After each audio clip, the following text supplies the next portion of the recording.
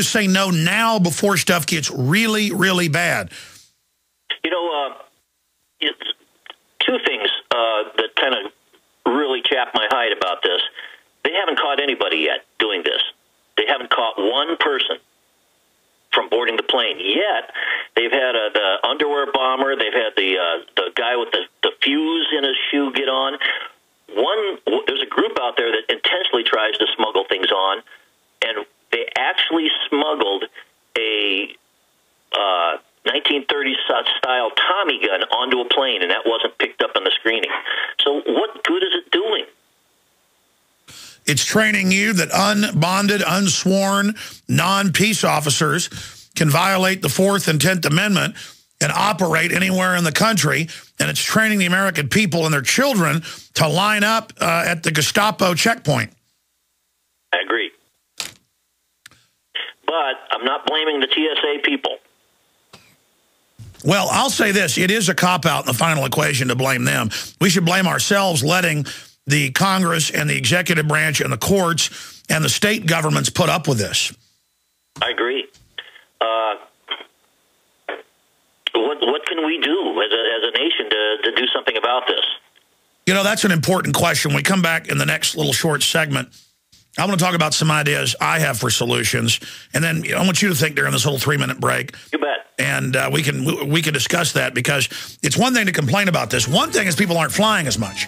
And that's why you've got the Orlando airport seeing a big loss in tourism, saying we want the TSA out.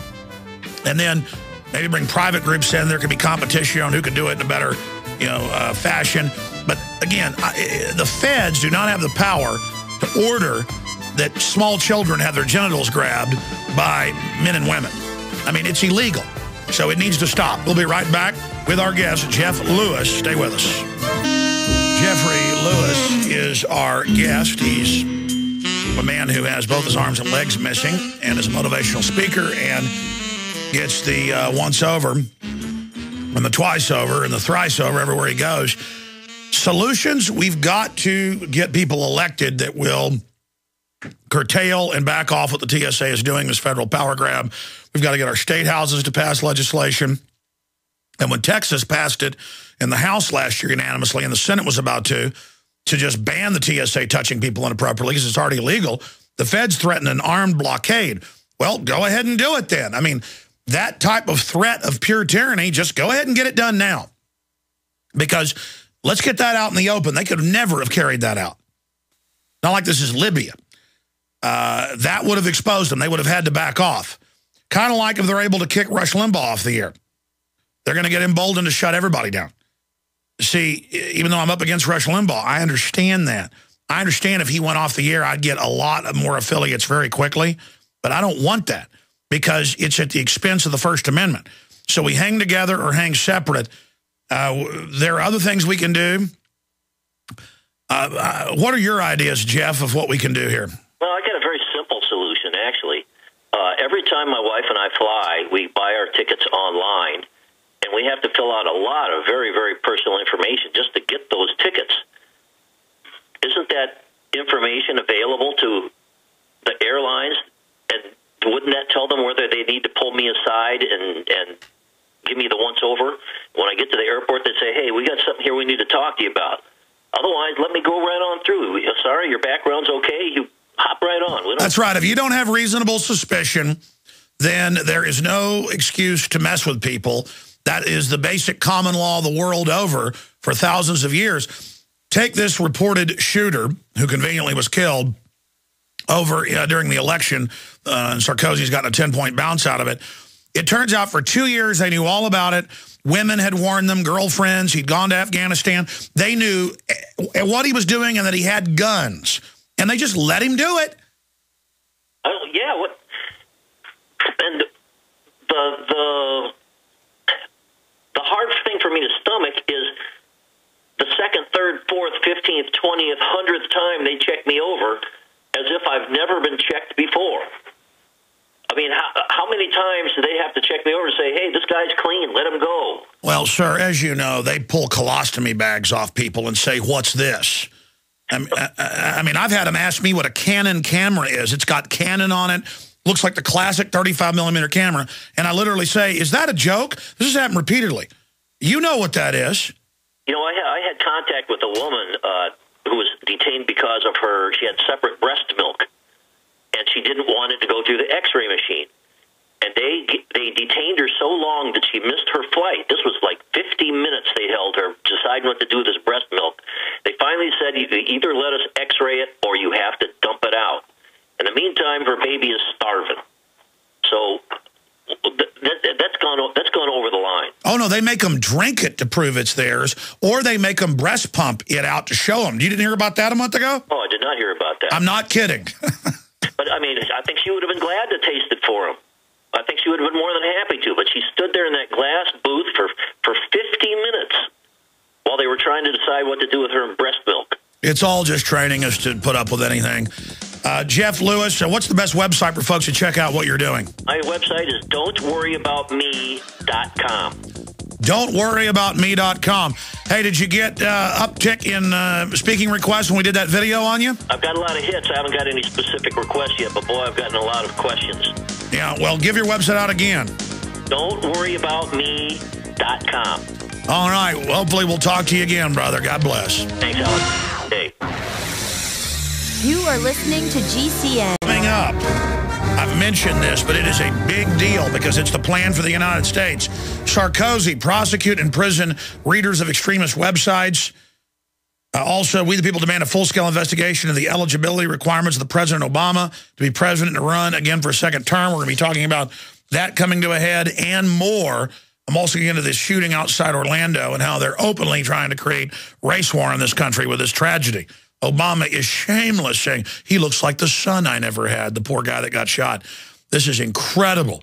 But right now, let's go to Chris in New Jersey, then Gorgo, Chad, John, Franklin, and others. Chris, you're on the air. Thanks for holding. Hey, Alex. How's it going? Pretty good. I just, you know what? I noticed what you're saying about just what's happening. I mean, the police departments, a lot of them, I can't say all of them, but most of them in my area, they're just getting, you know, violating people's rights and out of control, and it's just terrible. I mean, it's just like you have no freedom anymore. Well, people are waking up, though. I've got reports that guns are selling so fast, factories are so far behind producing guns, they're having to suspend the new manufacture for now, or new orders while they catch up. I mean, it's like an armed camp in this country, and I wish people would put that energy. I think it's great they got more firearms. That's a good insurance policy, but I bet they better train with them, too, and think about their rules of engagement, too, not just buy a bunch of guns or they're near worthless. But people should also fight in the info war hardcore before you ever think about starting a shooting war. Definitely. I mean, these cops don't just violate your constitutional right. It's like Nazi Germany, you feel. And when I was a kid, I mean, the police department where I live was never like that. Now, I mean, they're pretty disgusting. I mean, I'm sitting in front of my brother, you live in New Jersey, and it varies. But I mean, when I've read in New Jersey, I mean, they do whatever they want. Yeah, that's what I heard. Because I mean, somebody told me they lived out in Texas over there, and that the police weren't as harassing as the police in New Jersey. I don't know if that's true. I don't know. This guy was telling me from here. He lived. Say that again. Say that again. This guy lived outside of Dallas, and he told me the police weren't as harassing to people as they are in New Jersey. Well, Dallas is pretty darn dangerous, and I've got to be honest about the police in Dallas. They're so busy, they're not out writing as many tickets as places like Austin. And I mean, let me tell you, in Dallas, it's downright dangerous. I go up there sometimes, and especially downtown and stuff, I've had people, really aggressive panhandlers / muggers, that I was about to have to punch in the face repeatedly.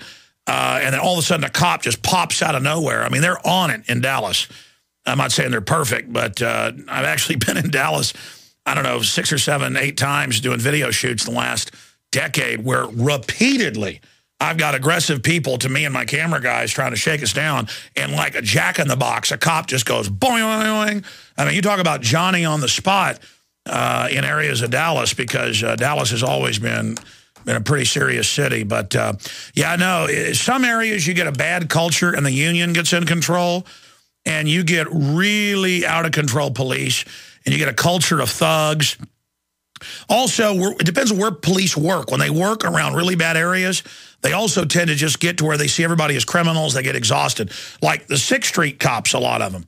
The ones on the bikes aren't too bad, but sometimes there's the shaved head, you know, tattooed type guys. I'm profiling them because that's what I've seen, who are just starting fights, kind of the tough guy type, black gloves, shaking people down, hitting on hot girls, getting in people's faces for no reason, telling folks they can't videotape.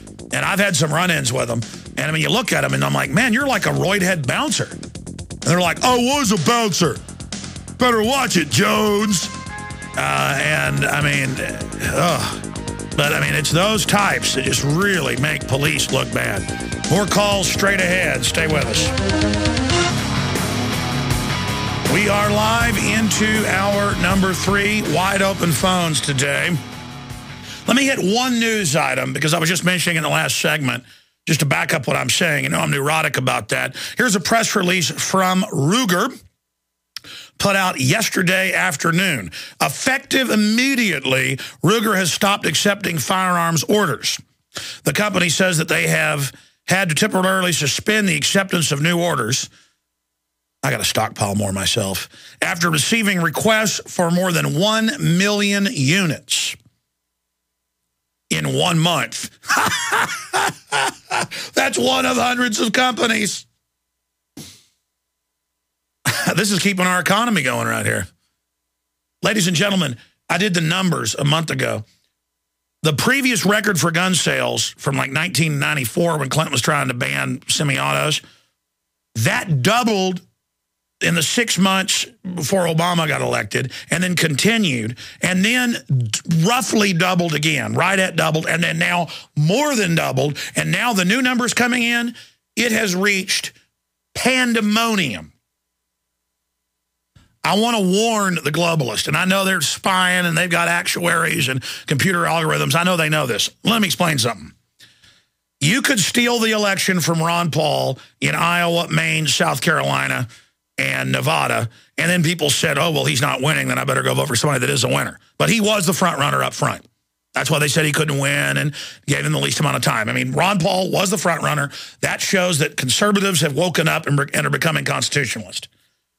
Now, and he's staying in there to keep educating folks. That's a great idea. But you go look at the numbers. 4 years ago, when he was not even as well known as now, and this year, and last year, Ron Paul is always over 70% of all Republican donations, even when there were 8 candidates, and Obama combined. All the military given to Obama, Ron Paul gets more. All the Republicans, Ron Paul got more. Now, that's starting to not happen because the military is going, well, I guess Santorum or Mitt Romney might be better. That's their statement, not mine. And a lot of folks are still sticking with Ron Paul, and that's great. And he's going to run for a third party? Who knows? I probably not. The point is that the military's waking up. The police, I talked to them, they're waking up. And the public's waking up. Those that know how to tie their shoelaces. You got folks that watch sitcoms all day and literally